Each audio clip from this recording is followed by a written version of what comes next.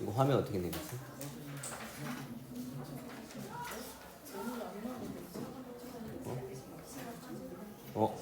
안 되는데. 닫기.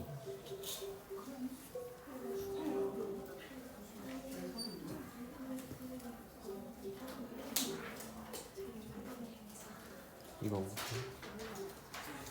자, 그러면 우리 저번 시간에 48페이지까지 나갔다고 했으니까 잠깐 복습해 보도록 하겠습니다. 우리 저번 시간에 군집에서 우점종을 어떻게 결정하는지에 대해서 배웠어요. 우점종 어떤 숫자를 구해야 되죠? 미안합니다. 화면이 안 나오지? 잠깐만, 다시 연결해 보세요.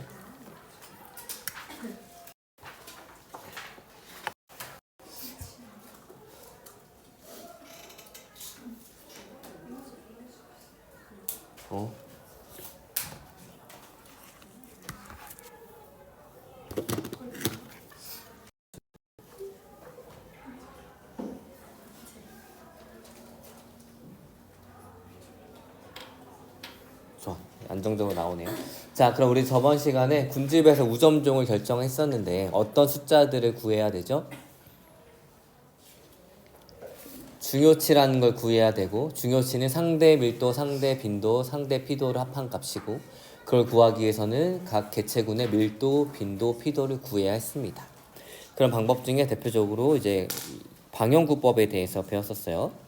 두 가지 그림이 나올 수도 있는데, 첫 번째 그림 같은 경우에는 봤을 때 요거 하나하나를 다 방형구라고 합니다. 그래가지고 빈도 구할 때 이런 식으로 빈도 구할 때 방향구 개수를 잘 세주면 되고, 두 번째 그림 같은 경우에는 이렇게 나올 때가 있어요. 네모가 이제 3개 혹은 4개 이렇게 나옵니다. 그럼 빈도 구할 때 요거 하나가 방향구가 아니라 이거 한 개가 방향구다. 기억해줘서 이렇게 밀도, 빈도, 피도, 상대 밀도, 빈도를 잘 구해가지고 중요치를 구해서 우점종을 선택을 해주면 됩니다. 알겠나요? 자, 그 다음에 이제 군집 내 상호작용에 대해서 배우고 있었어요. 종간 경쟁. 다른 종끼리 경쟁을 하는데 왜 경쟁을 하냐? 생태적 지위가 비슷하기 때문입니다. 그래서 경쟁을 하는데 예를 들어서 경쟁을 하다가 그 경쟁하는 지역에서 한 종이 완전히 사라지게 됩니다. 이런 것들을 어떤 원리가 적용됐다라고 얘기해요? 그치, 경쟁에서 한 지역에서 경쟁하던 지역에서 배타를 시켰다. 그래서 경쟁 배타의 원리라고 얘기를 해줍니다. 혹은 그냥 경쟁을 할 수도 있는데 경쟁하면 당연히 이 경쟁하는 것이 환경 저항으로 작용하기 때문에 환경 수용력을 둘 다 감소하게 됩니다. 자, 근데 경쟁하지 않고 이제 생태적 지위를 다르게 할 때가 있어요. 이런 것들을 분서라고 합니다. 그래서 경쟁하는 지역을 없애기 위해서 먹이를 다르게 한다거나 혹은 서식지를 다르게 합니다. 까지 저번 시간에 배웠죠? 그럼 분서의 예시부터 보면 되나요? 자, 분서의 예시 보도록 할게요. 솔새라고 해가지고 참새만한 크기의 새들이 있습니다. 얘네들은 한 나무에 여러 종이 서식하지만 경쟁을 피하기 위해서 위치를 달리합니다. 그래서 생태적 지위가 겹쳤을 때 서식지를 다르게 하는 서식지 분리를 통해 가지고 분서를 하게 됩니다. 알겠죠? 너는 고층 살아, 나는 중층 살게, 나는 아래층 살게 이렇게 나눠서 산다는 얘기예요. 층간 소음 좀 나지 않을까? 아니야. 찍찍찍찍 하면 시끄러워하고 이제 날아가가지고 한 대 패고 오고. 아니야. 혹시 층간 소음에 시달리는 사람이 있나요? 선생님처럼? 없어? 있어? 층간 소음은 왜 일어날까? 기본적으로 생활 소음이 들리면 안 돼. 안 되겠지. 그래서 건축사들이 좀 더 단단하게 집을 지어야 돼요. 건축사들이 가장 심혈을 기울여서 짓는 건축물은 어떤 건축물일까요? 본인의 회사가 들어가는 건물. 그치. 거기서 문제가 생기면 안 되겠죠? 그래서 가장 잘 짓는 건물은 건설사가 들어가 있는 본인들의 건물입니다. 아무튼 자, 그 다음에 피라미와 은어의 분서예요.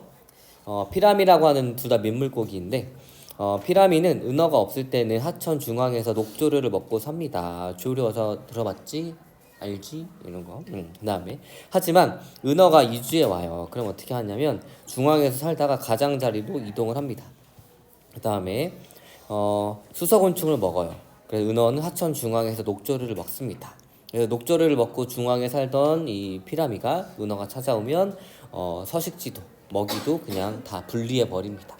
이런 것들을 이제 먹이와 서식지 분리라고 얘기하는 거고, 그다음에 사실 은어는 이제 바다도 왔다 갔다 하긴 합니다. 알겠죠? 민물에서도 살지만 바다에서도 왔다가 갔다가 할 수도 있어요. 자, 나 피라미와 갈견이의 분서예요.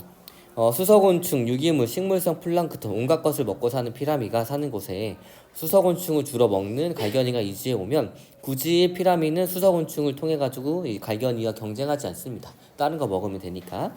그래서 피라미는 수서곤충을 적게 먹고 유기물과 식물성 플랑크톤을 주로 먹어 이제 갈견이와 경쟁을 피해서 먹이 분리를 통해 가지고 경쟁을 줄입니다. 됐나요? 자, 그러면 이제 조간대 지역에 서식하는 따개비를 한번 보도록 할게요. 조간대가 왜 조간대? 조간대.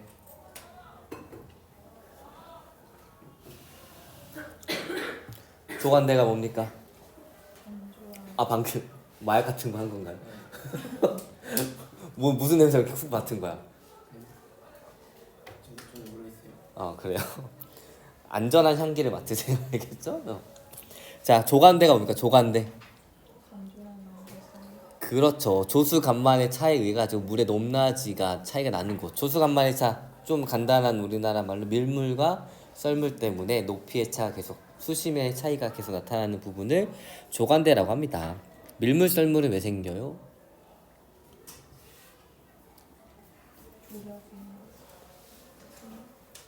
밀물 썰물 뭐 때문에 생기는 거야? 그래. 달의 중력 때문에 생기는 거 알죠? 그래서 여러분들은 잘 볼 일이 없겠지만 그 바닷가 주민들한테 배부되는 뭐 이렇게 공공기관에서 배부되는 달력들 같은 경우에는 그 밀물과 썰물 시간도 나와 있고 거기에 달에 보름달인지 아니면 상현인지 하현인지 이런 것들도 다 나와 있어요. 왜냐면 밀물 썰물이 달과 밀접한 관련이 있기 때문입니다. 알겠죠? 한번 볼게요. 어떤 사람이 바닷가에 놀러 갔어요. 근데 선생님 같은 사람이겠지? 바닷가를 관찰을 했어. 그랬더니 어떻게 돼? 따개비가 있는데 서로 다른 종이네. 그리고 계속 앉아서 구경을 했어요. 밀물이 들어오면 여기까지 차고 썰물이 되면 여기까지 바닷물이 내려가네. 평균 수위는 요 정도인데 보니까 따개비 두 종이 평균 수위를 구분 지어가지고 위에 살고 아래 살고 있었어요. 그치? 그러면 이제 실험을 하고 싶은 거지. 어떻게 해줘요? 따개비 A를 제거하기도 하고 혹은 따개비 B를 제거하기도 합니다. 도대체 얘네들은 왜 이렇게 나누어서 사는가? 첫 번째, A종을 제거를 했어요. 그래서 원래 둘이 이렇게 나눠 살고 있었는데 혹시 이 B가 A 때문에 못 올라가나 싶어가지고 A종을 제거를 했지만 그럼에도 불구하고 B종이 여기까지 가지 않아요. 그러면 이 B종이 평균 수위와 만주 수위 요 사이에 살지 않는 이유는 뭐 때문이에요? A종 때문인가요? 아니죠. 그냥 본인이 건조함을 더 못 견디는 거지. 됐나요? 환경적 요인 때문에 여기로 올라가지 않고 있었던 거예요. 자, 이제는 B종을 제거했습니다. B종을 제거하니까 A종이 신나가지고 밑에까지 내려왔어요. 그러면 그동안 A종이 이 평균 수위 밑에까지 내려오지 못했던 이유는 뭐 때문이었어요? 누구 때문에? B종 때문이었습니다. 알겠죠? 한번 볼게요. 자, 두 종이 함께 살 때 볼게요. 평균 수위 아랫부분은 따개비 A종과 B종의 생태적 지위가 겹치는 것으로 종 간 경쟁에서 이긴 따개비 B종만 서식을 합니다. 어떻게 알았냐면 B를 제거하니까 원래 A가 여기에 살 수 있었던 거예요. 그렇죠. 그렇기 때문에 평균 수위부터 여기 간주 수위 사이에서는 원래 A종, B종이 둘 다 살 수 있는데 누가 경쟁에서 이긴 거예요? B종이 이겨가지고 A종 완전히 쫓아내가지고 됐다는 얘기입니다. 됐나요? 그래서 평균 수위부터 여기 간주 수위 사이에서는 경쟁해가지고 B종의 A종 완전히 내쫓았기 때문에 경쟁 배타의 원리가 적용이 됐다라고 얘기할 수 있는 거예요. 자, 그 다음에 A종을 제거했습니다. 나에서 A종을 제거했음에도 불구하고 B종은 평균 수위 위쪽에 서식하지 않아요. 그 이유는 무엇이냐면 A 때문이 아니라 평균 수위 위에서는 B종이 살 수 없기 때문입니다. 환경 때문이에요. 알겠나요? 자, 그 다음에 다에서 B종을 제거했습니다. B종을 제거했더니 A종은 평균 수위 아래쪽에서도 살 수 있어요. 자, 그래서 하한선까지 내려오지 못했던 이유는 가에서 A종의 분포 하한선이 경쟁에서 진 결과이기 때문에 B종이 없는 경우에 A종은 평균 수위 아래쪽까지 내려와서 삽니다. 그래서 두 종의 따개비가 함께 있을 때는 경쟁으로 인한 피해를 줄이기 위해서 서식 공간을 달리합니다.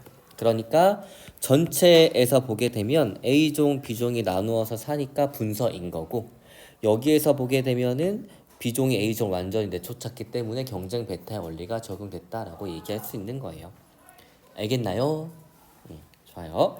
자, 그럼 이제 공생에 대해서 알아보도록 하겠습니다. 공생 같이 사는 거예요.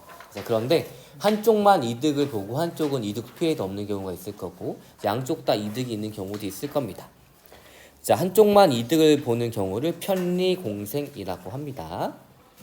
자, 일단 공생이라고 하는 것은 서로 다른 두 종의 개체군이 서로 밀접한 관계를 맺으면서 함께 살아가는 것인데, 편리공생은 한쪽 개체군은 이익을 얻지만 다른 개체군은 이익도 손해도 없는 관계를 편리공생이라고 합니다. 자, 보게 되면 여기 바다 거북이가 있고, 혹시 빨판상어 찾았어요? 여기에 생선같이 생긴 거 보이나요? 어류? 얘가 바로 빨판상어입니다. 본인 이마에 이렇게 빨판처럼 생긴 게 있고, 거기에 이런 이용해가 여기 싹 달라붙어가지고 이 밑에서 생활하고 있어요. 자, 뭐하냐? 거북이가 이제 음식을 먹어요. 그럼 부스러기가 막 떨어지겠지? 그 부스러기 냠냠냠냠 먹습니다. 이런 게 바로 빨판상어예요. 자, 그러면 거북이는 어차피 자기가 안 먹고 이제 흘려버리는 부스러기를 얘가 먹기 때문에 얘가 있으나 없으나 상관이 없겠죠? 그렇지만 이 빨판상어는 굳이 먹이 사냥을 하지 않고 누가 떨어뜨린 부스러기를 먹으니까 이득을 보는 거예요. 알겠나요? 자, 보면 빨판상어는 거북이 몸에 붙어 쉽게 이동하고 먹이를 얻으며 보호받지만 거북이는 이익도 손해도 없습니다. 근데 이거 우리가 거북이한테 물어봤나? 거북이 너무 귀찮지 않을까? 나의 사생활이 없잖아. 그치? 항상 밑에 누가 붙어있어요. 스트레스 받지 않을까? 라고 개인적으로 생각하지만 교과서 상에서는 이렇게 표현합니다. 그 다음에 요 빨판상어가 또 어디에 많이 있냐면, 여러분 양식장 알죠? 가두리 양식장. 바다에 이렇게 그물을 이렇게 쳐가지고 이 안에다가 물고기를 키워요. 그럼 사료를 계속 주잖아요. 사료를 주면 사료가 이제 당연히 바닥으로 흘러가는 것도 있겠지. 그러면 이 양식장 밑에 빨판상어들이 엄청 많아요. 걔네들은 뭐해? 가만히 뚱뚱해져 있어가지고 헤엄도 안 치면서 위에서 떨어지는 그 양식장에 보는 사료만 먹고 있는 거예요. 알겠죠? 그런 경우도 있습니다. 자, 그다음 따개비와 혹등고래. 얘가 혹등고래 머리 부분인 거고, 여기에 붙어있는 따개비들이 있습니다. 따개비는 혹등고래에 붙어가지고 쉽게 이동하지만 혹등고래는 이익도 손해도 없습니다. 라고 되어 있지만 과연 그럴까? 너무 귀찮지 않을까? 그리고 자기 피부에 이제 덕지덕지 뭐가 붙어 있어요. 그러면 이 고래가 유선형에다가 매끄러운 피부를 가지고 있는 이유가 물의 저항을 줄이기 위해서이지 않을까? 근데 따개비가 붙어 있으면 물의 저항이 커져요, 작아져요? 커지고 본인 무게도 무거워질 거 아니야. 라고 저는 생각하지만 교과서상에서는 이렇게 되어 있으니까. 자, 그래서 여러분들 큰 배 같은 경우에는 따개비를 제거를 계속 해줘야 합니다. 그래서 그 따개비를 제거하는 직업도 있어요. 그래서 잠수복을 입고 따개비를 제거할 수 있는 걸 이용해가지고 왜냐면 큰 배는 계속 바다에 떠 있잖아요. 그러니까 따개비가 많이 붙거든요. 그거를 이제 잠수해가지고 떼는. 근데 이게 잠수하니까 좀 위험할 수도 있잖아요. 그래서 따개비를 떼는 로봇도 개발해가지고 하고 있고, 혹은 따개비를 아예 붙지 않게 하는 페인트 칠도 합니다. 알겠죠? 왜냐면 이 따개비가 엄청나게 붙기 때문에 배의 무게도 엄청나게 증가하고 저항도 증가하니까 똑같은 거리를 가더라도 더 많은 에너지가 쓰이기 때문에 이 제거하는 게 훨씬 이득이라서 그렇게 하고 있는 거예요. 자, 그 다음에 황제, 청소, 새우와 해삼입니다. 요게 해삼의 겉부분 표면이 피부인 거고, 얘가 황제, 청소, 새우예요. 황제, 청소, 새우는 해삼 속에 숨어 천적으로부터 보호받지만 해삼은 이익도 손해도 없습니다. 자, 그다음 황로와 물소예요. 얘가 황로인 거고, 그 다음에 얘가 물소입니다. 물소는 왜 물소예요?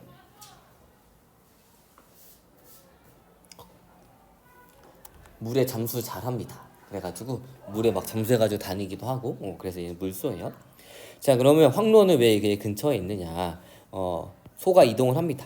이동을 하면 풀을 팍팍팍 밟겠죠? 그럼 거기에 또 곤충들이 막 튀어나오겠지. 그럼 걔네들을 잡아먹는 게 얘예요. 그래서 황로는 물소가 이동할 때 풀숲의 곤충을 쉽게 먹을 수 있지만 물소는 이 조선에 없습니다. 근데 뿔에 앉아 있잖아. 너무 귀찮지 않을까? 이 물소의 입장에 생각해봐요. 안 그래도 무거운 머리인데 새 한 마리가 앉아 있어. 어떻게 할까? 그렇죠? 하지만 얘는 편리공생이라고 합니다. 자, 그 다음 상리공생. 서로 이득을 얻는 공생이에요. 두 개체군 모두가 이익을 얻는 관계입니다. 흰동가리와 말미잘입니다. 여러분들 니모를 찾아서 봤나요? 어떻게 해요? 니모를 찾아요? 그냥 안 봐가지고 물어보는 거. 줄거리가 어떻게 돼요? 선생님은 애니메이션 별로 안 좋아해가지고 니모가 주인공이에요? 아니면 니모를 찾는 애가 주인공이에요? 니모가 주인공이에요? 그럼 니모를 찾아서면은 니모가 실종이 돼가지고 걔를 찾아가는 과정이야? 그럼 누가 여행을 하는 거야? 니모 아니면 니모를 찾아? 니모의 부모님이? 엄마 없어? 니모 엄마 안 계세요? 그러면 니모 아버지가? 니모 아버지랑 그 다음에 아버지랑 같이 찾는 물고기가 같이 니모를 찾아서 가는 거야? 그러면 그 전체 영화 중에 니모가 많이 나와요? 니모를 찾는 과정이 많이 나와요? 그럼 누가 주인공이어야 돼? 니모 아버지 이게 아니야? 그치? 아무튼 니모가 뭐냐면 흰동가리라는 겁니다. 흰동가리는 말미잘 속에 사는데 보통 말미잘은 촉수를 가지고 있어가지고 일반적인 물고기들은 이 촉수에 상처를 입거나 혹은 죽을 수 있기 때문에 잘 가지 않아요. 그렇지만 이 흰동가리는 표면에 본인들 다 보호할 수 있는 것들이 있습니다. 자, 흰동가리는 말미잘의 보호를 받으며 말미잘의 흰동가리가 유인한 먹이를 먹고 병든 촉수 제거에 흰동가리의 도움을 받습니다. 자, 콩가식물과 뿌리오 박테리아. 우리 이거 어디서 봤죠? 혹시 그게 그렇지, 질소 순환에서 봤어요. 우리 대기 중에 있는 질소는 우리가 생물체가 바로 이용할 수 없기 때문에 세균의 도움을 받아야 된다고 했습니다. 그런 과정을 질소 고정이라고 얘기를 해요. 그래서 대기 중에 있는 질소를 암모늄과 같은 걸로 고정을 해주는데 그게 바로 뿌리오 박테리아입니다. 그래서 콩가식물의 뿌리를 쭉 뽑으면 콩가식물이 혹처럼 되어 있는 구조가 있어요. 이 안에 뿌리오 박테리아가 살고 있는 겁니다.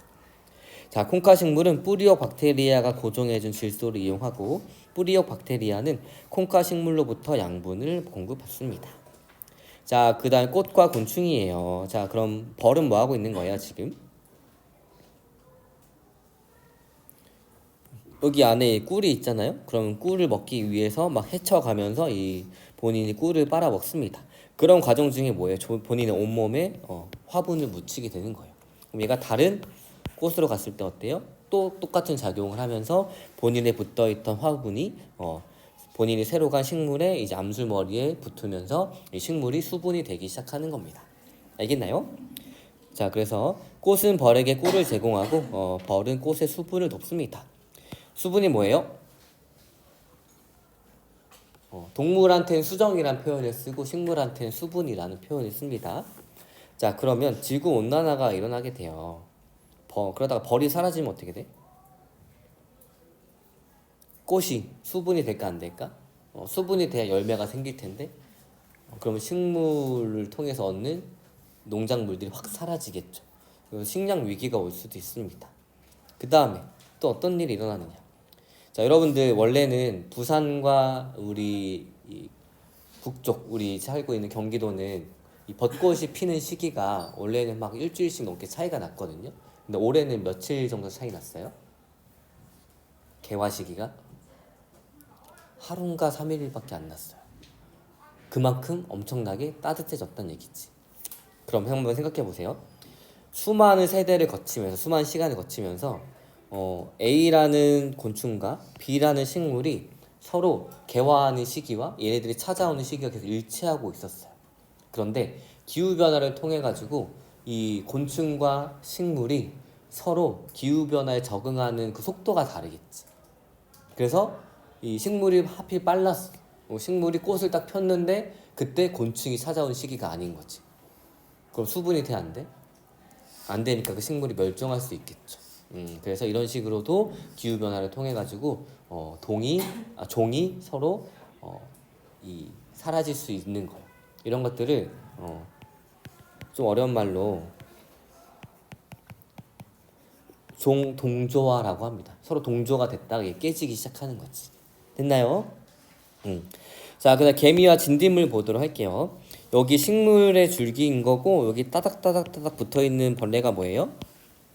진딧물입니다. 진딧물 옆에 이제 개미가 있는데 개미가 진딧물을 잡아먹진 않고 이 진딧물은 본인의 촉수를 이제 식물의 혈관에 해당하는 관다발 이런 데 꽂아가지고 식물이 만들어 온 맛있는 유기물들을 쪽 빨아 먹습니다. 그러면서 여기다가 본인이 한 방울씩 진액을 만들어줘요. 그럼 개미가 와가지고 이걸 먹습니다. 그러면서 개미는 이 진딧물이 다른 애한테 잡아먹히지 못하게 보호를 해주고 있어요. 그래서 개미는 진딧물을 천적으로부터 보호하고 진딧물은 개미에게 진액을 제공을 합니다. 자, 그러면 이제 생장 곡선에 대해서 한번 볼게요. A종과 B종을 각각 단독 배양했습니다. 환경 수용력이 이 정도였어요. 그런데 둘이 같이 배양했더니 한 종은 변화도 없는데 다른 종은 환경 수용력이 증가했습니다. A종은 그래서 이득을 본 거예요? 피해를 본 거예요? 이득을 봤죠. 근데 B종은 이득도 피해도 없죠. 얘는 뭘까? 그렇죠. 편리공생입니다. 됐나요? 자, 그런데 얘를 봤는데 같이 키우니까 둘 다 환경 수용력이 증가했어요. 얘는 그러니까 상리공생이 될 겁니다. 알겠나요? 여러분들이 생장곡선의 변화를 통해 가지고 애들이 어떤 관계를 맺고 있는지도 확인해 줄 수 있으면 돼요. 됐나요? 자, 이제 기생 보도록 하겠습니다. 두 종의 개체군이 함께 생활할 때 한쪽은 이익을 얻고 한쪽은 피해를 받습니다. 피해를 받는 쪽을 뭐라 그래요? 숙주라고 하고 피해를 주는 쪽, 이득을 얻는 쪽을 기생생물이라고 합니다. 자, 숙주, 기생관계에서 해를 입는 생물, 기생생물은 기생관계에서 해를 주고 이익을 얻는 생물입니다. 사람과 기생충이 있어요.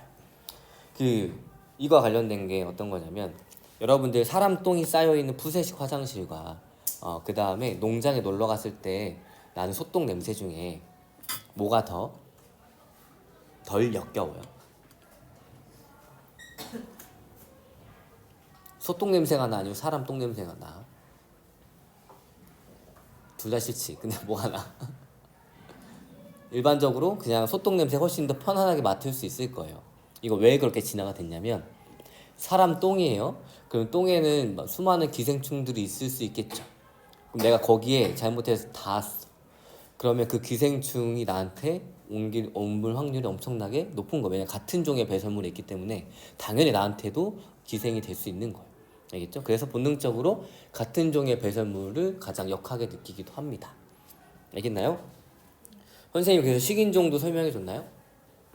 식인종도 우리가 식인하는 게 훨씬 이득이었으면 대부분 식인하고 살 텐데 그러지 않는 이유가 뭐야? 에너지 측면으로도 질병 측면으로 훨씬 더 손해이기 때문인 거예요. 알겠나요? 자, 그 다음에 겨우살이와 다른 생물입니다. 그래서 겨우살이는 다른 생물에 붙어가지고 본인이 계속 살아가고 있어요. 그 다음에 개와 벼룩, 그 다음에 애벌레와 기생벌인데 기생벌은 애벌레가 왜 필요할까요?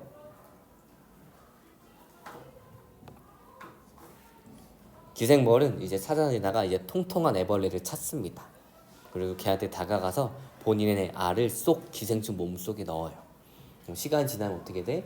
기생벌의 알이 부화가 되면서 그 애벌레는 기생벌의 애벌레는 이 애벌레를 먹고 나중에 살게 되는 거예요.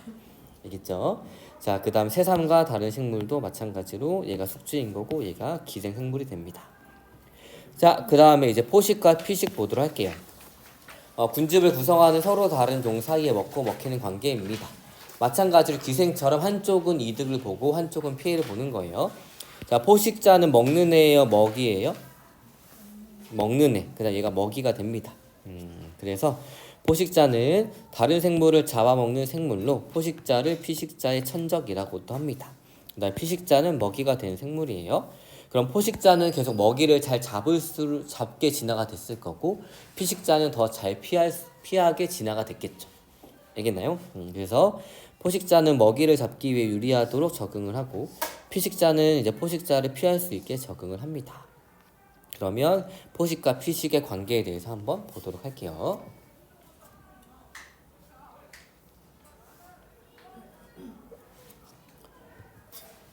오늘 급식이 뭐죠?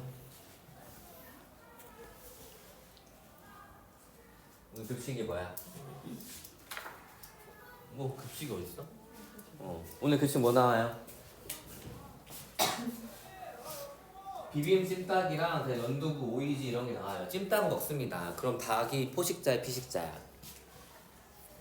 피식자 먹히잖아요, 그치? 그럼 우리 닭을 먹잖아요. 우리는 피식자예요, 포식자예요? 그래서 우리의 급식의 천적입니다, 알겠죠? 자, 볼게요. 자, 포식과 피식의 관계예요. 자, 피식자가 증가합니다. 먹이가 증가해요. 그러면 먹는 애들은 증가해요, 감소해요? 먹이가 증가하니까 증가하겠죠. 근데 먹는 애들이 증가해요. 그럼 먹이는 어떻게 돼? 감소하겠죠. 먹이가 감소하면 먹는 애들도 감소할 거고, 먹는 애가 감소하니까 다시 먹이가 증가할 겁니다. 이런 식으로 계속 반복이 된다는 얘기예요. 알겠나요? 좋아요. 자, 그러면 개체수에 대해서 볼게요. 시간에 따른 개체수. 자, 얘가 피식자고 얘가 포식자입니다. 먹이가 증가하니까 먹는 애들이 증가하고, 먹는 애들이 증가하니까 먹이가 감소하고, 먹이가 감소하니까 먹는 애가 감소하게 됩니다. 알겠나요? 이렇게 주기적으로 변동을 일으키는데 여러분들한테 이런 거 물어본다는 얘기예요. 뭐가 피식자고 뭐가 포식자인지 찾아라. 그럼 어떻게 해줘? 첫 번째, 먼저 피크 치는 게 그냥 피식자라고 생각해 주면 됩니다. 혹은 변화를 따라가는 거.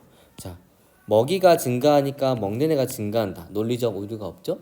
근데 먹는 애가 증가하니까 먹이가 증가한다. 말이 됩니까? 안 됩니까? 안 돼요. 이런 식으로 변화를 따라가는 것이 포식자다라고 찾아주면 됩니다. 알겠나요? 해볼게요. 자, 먹이사슬에서 포식자와 피식자의 개체수 변화는 서로 영향을 미칩니다. 그래서 포식자의 개체수와 피식자의 개체수가 주기적으로 변동을 나타내기도 합니다. 자, 포식자는 피식자 개체군의 생장을 조절하는 요인으로 작용하며 포식과 피식은 생태계를 유지하는 데 중요한 역할을 합니다. 자, 이제 요 그래프를 보기 위해서 요걸 한번 볼게요. 자, 얘를 1번으로 묶고 그 다음 요 과정을 2번으로 묶고 그 다음 요 과정을 3번으로 묶고 그 다음 요 과정을 4번으로 묶었어요. 그래서 1번 과정은 포식자가 증가하니까 피식자가 증가하는 과정, 2번은 포식자가 증가하니까 피식자가 감소하는 과정, 3번은 피식자가 감소하니까 포식자가 감소하는 과정, 4번은 포식자가 감소하니까 피식자가 증가하는 과정입니다. 볼게요. 자, 얘는 포식자의 개체수가 X축, 그 다음 Y축은 피식자의 개체수예요. 시간에 따라서 피식자, 포식자의 개체수가 어떻게 변하는지를 보는 겁니다. 자, 여기를 볼게요. 자, 이거 어떤 거냐면 피식자가 증가하니까 포식자가 증가합니다. 그래서 둘 다 양수로 증가하는 구간을 뜻합니다. 됐나요? 자, 그 다음 시간이 좀 더 지나니까 포식자가 증가를 했어요. 그러니까 피식자는 어떻게 돼요? 감소하게 됩니다. 2번 구간이에요. 자, 그래서 이제 피식자가 감소하니까 어떻게 돼? 포식자도 감소하게 됩니다. 됐나요? 그리고 포식자가 감소하니까 다시 피식자가 증가하게 돼요. 피식자가 증가하니까 다시 포식자가 증가하게 됩니다. 알겠나요? 얘는 근데 이제 반대로 돌리는 거예요. 자, 여기 보게 되면 이제 포식자, 얘는 피식자죠? 서로 위치가 달라졌습니다. 볼게요. 피식자, 먹이가 증가하니까 포식자가 증가하게 되고 포식자가 증가하니까 피식자가 감소하게 되고 피식자가 감소하니까 포식자가 감소하게 되고 포식자가 증가하니까 포식자가 감소하니까 피식자가 증가하게 됩니다. 알겠나요? 그래서 만약에 여기랑 여기가 가려져 있어요. 그러면 어디가 포식자고 어디가 피식자인지 여러분들이 찾을 수 있냐 이겁니다. 인상 쓰지 말고 어떻게 찾냐. 첫 번째, 둘 다 양수인 걸 찾으면 돼요. 그게 첫 번째 조건입니다. 그래서 둘 다 양수인 걸 찾아요. 거기서부터 시작하면 편해요. 둘 다 양수야. 뭐가 포식자고 뭐가 피식자인지는 모르겠지만 둘 다 증가했어요. 그 다음에 여기인 거지. 얘가 증가하니까 얘가 감소했네. 그럼 먹이가 여기 얘가 증가하니까 얘가 감소했어요. 먹이가 증가하니까 먹는 애가 감소한다 말이 됩니까? 안 되겠죠. 그래서 먹는 애가 증가하니까 먹이가 감소한다. 이렇게 판단을 해서 어디가 피식자가 어디가 포식자인지 알 수 있어야 된다는 얘기입니다. 알겠죠? 시간에 따라서 이렇게 변화가 하는지, 시간에 따라서 이렇게 변화하는지, 그다음 여기가 어떻게 가려져 있는지에 따라서 여러분들이 찾으면 되는데, 그때 팁은 둘 다 증가하는 것부터 시작하면 간단하다. 알겠나요? 그래서 기울기가 모두 양수인 것을 찾으면 여러분들이 편하게 할 수 있습니다. 자, 그러면 군집 내부의 상호작용을 총 정리를 해보도록 하겠습니다. 요 표는 A종과 B종이 경쟁도 하고 분서도 하고 포식 피식도 하고 상리 공생도 하고 편리 공생도 하고 기생한다는 것이 아니라 서로 다른 두 종을 그냥 의미를 합니다. 자, A종과 B종 서로 다른 두 종이 둘 다 마이너스예요. 요거는 경쟁을 의미를 합니다. 알겠죠? 그 다음에 분서는 안 싸우니까 모른다라고 표현하는 문제집이나 교과서도 있고, 혹은 EBS 같은 경우에는 둘 다 마이너스라고 표시하는 경우도 있어요. 그러니까 분서는 시험 문제에서 묻기가 편해요, 안 편해요? 안 편하겠죠? 그래서 그냥 요 정도다라고 알고 있으면 됩니다. 자, 그 다음에 포식과 피식이에요. 플러스 이득을 본 애가 먹는 애일까요, 먹이일까요? 먹는 애, 그치? 그러니까 포식자인 거고 마이너스가 피식자입니다. 자, 상리 공생이에요. 어때요? 둘 다 양수겠죠? 둘 다 이득을 봤다는 얘기입니다. 자, 편리 공생이에요. 한쪽은 이득을 보지만 한쪽은 이득도 손해도 없습니다. 그 다음에 기생도 마찬가지로 한쪽은 손해를 보고 한쪽은 이득을 얻습니다. 손해를 보는 게 누구예요? 숙주가 되겠죠. 됐나요? 좋아요. 그럼 얘를 이런 식으로도 표현할 수도 있어요. 자, B종입니다. B종이 이쪽으로 가면 손해인 거고 오른쪽으로 가면 이득인 거고, A종은 위로 가면 이득인 거고 아래쪽으로 가면 손해인 거예요. 자, 어떤 애들의 관계가 여기에 표시가 되어 있어요. 그럼 둘 다 이득을 보니까 상리공생이겠죠. 그 다음에 어떤 애는 여기에 표시가 되어 있어요. 그래서 B종은 이득도 피해도 없는데 A종만 이득을 봅니다. 그러니까 편리공생이 되는 거고, 그 다음에 여기는 한쪽은 플러스 손해를, 한쪽은 이득을 보고 한쪽은 손해를 봐요. 그러니까 포식과 피식이 될 수도 있고 혹은 기생이 될 수도 있습니다. 근데 어디를 보니까 같이 있으면 둘 다 마이너스예요. 그럼 여기가 경쟁이구나 라고 여러분들이 파악할 수 있으면 됩니다. 알겠나요? 자, 그러면 이제 전체적으로 이제 생장 곡선에 대해서 보도록 할게요. 단독배양입니다. A종과 B종의 단독배양일 때예요. 자, 여기 봤더니 두 개를 같이 키웠더니 A종은 살아남았지만 B종은 사라졌어요. 이거는 경쟁 중에 어떤 원리가 적용이 된 거예요? 경쟁 베타의 원리가 적용이 된 겁니다. 자, 그 다음에 분서는 한 번씩 읽어보면 될 것 같아요. 분서 결과 두 종 모두 일정한 개체수를 유지하는 거고, 자, 요거 한번 볼게요. 같이 키웠는데 B종은 이득도 피해도 없지만 A종은 이득을 봤어요. 그럼 얘는 편리공생이다 알고 있으면 되고, 두 종을 같이 키웠더니 둘 다 이득을 봤어요. 얘는 뭐예요?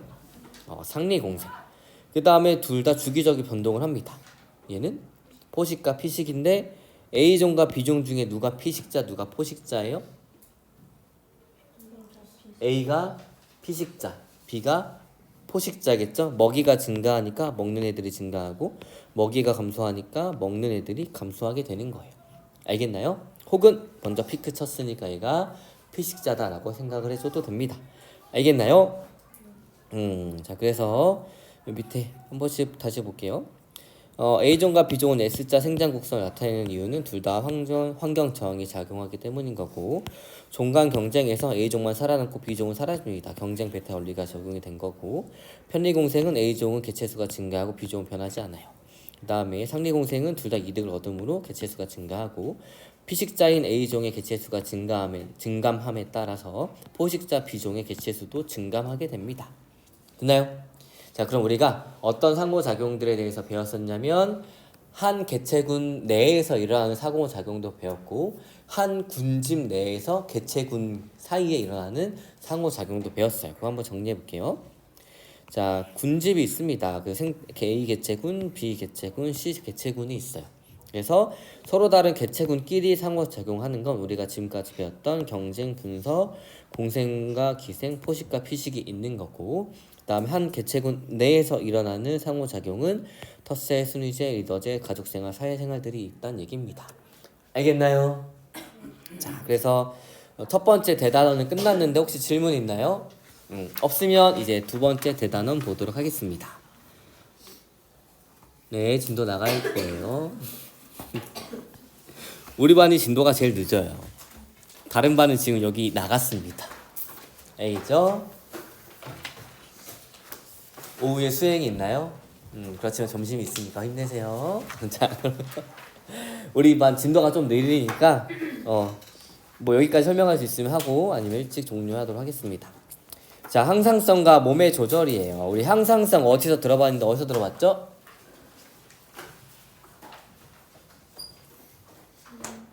생명 현상의 특성 중에 항상성이란 말 들어봤죠? 항상성 세 가지를 보통 유지합니다. 그걸 중점적으로 다뤄요. 무엇과 무엇과 무엇?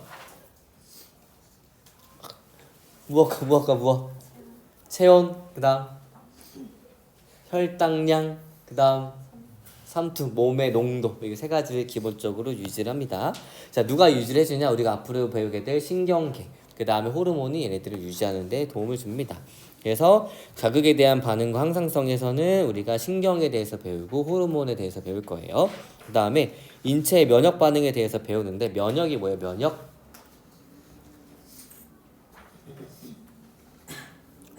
면역이 뭐지? 기침하고 뭐 이런 거 왜 그러는 거지? 면역이 뭐야? 면역 외부에서 나한테 병을 일으키는 물체들을 병원체라고 하는데 병원체가 들어왔을 때 이 병원체한테 우리 몸이 지면 우리가 죽겠죠. 이 병원체를 물리치는 이런 작용들을 면역이라고 합니다. 알겠나요? 알겠나요?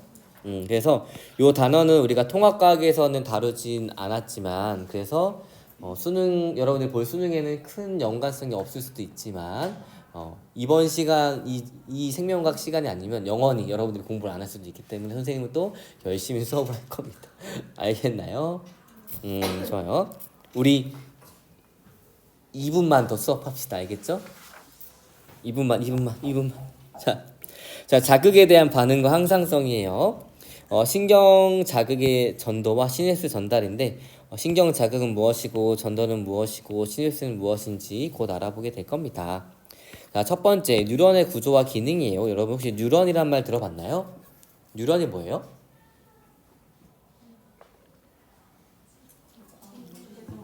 뉴런이 뭐예요? 뉴런은 별게 아니고 그냥 신경세포 자체를 그냥 뉴런이라고 합니다. 그래서 신경세포가 어떤 구조고 어떤 기능을 하는지 보도록 할게요. 자, 정보의 전달 과정이에요. 자, 외부에서 오는 환경 변화들을 다 자극이라고 합니다. 자, 우리가 배드민턴을 쳐요. 그럼 배드민턴 셔틀콕이 날라오죠? 날라옵니다. 그러면 날라오는 거는 눈, 코, 입, 귀 중에 누가 확인하는 거예요? 눈이라는 감각기관이 빛에 대한 정보를 받아들입니다. 그러면 눈은 여기 앞에 달려 있고 뇌는 여기 있잖아요. 약간 떨어져 있죠. 그럼 정보를 전달해 줘야겠지. 그래서 이 정보가 우리 뇌로 전달이 되고 뇌에서 처리가 됩니다. 그럼 셔틀콕이 날라와요. 그럼 그냥 맞으면 돼요? 안 되죠. 그럼 어떻게 돼? 이걸 치거나 내가 피해야 될 거 아니에요. 그럼 내가 칩니다. 치는 건 누가 하는 거야? 내 팔 근육이 하는 거죠. 그러면 내가 쳐야겠다 생각하고 내 팔까지 누군가 또 그 정보를 전달해 줘야 될 거 아니에요. 그렇죠? 그러면 정보가 전달이 돼요. 그 다음에 팔 근육이 움직여가지고 반응을 하게 됩니다. 근데 정보를 전달해주고 정보를 처리해주고 정보를 전달해주는 게 신경계가 하고 다음 시간부터 이 신경계에 대해서 배우도록 하겠습니다. 알겠나요? 네, 고생했어요.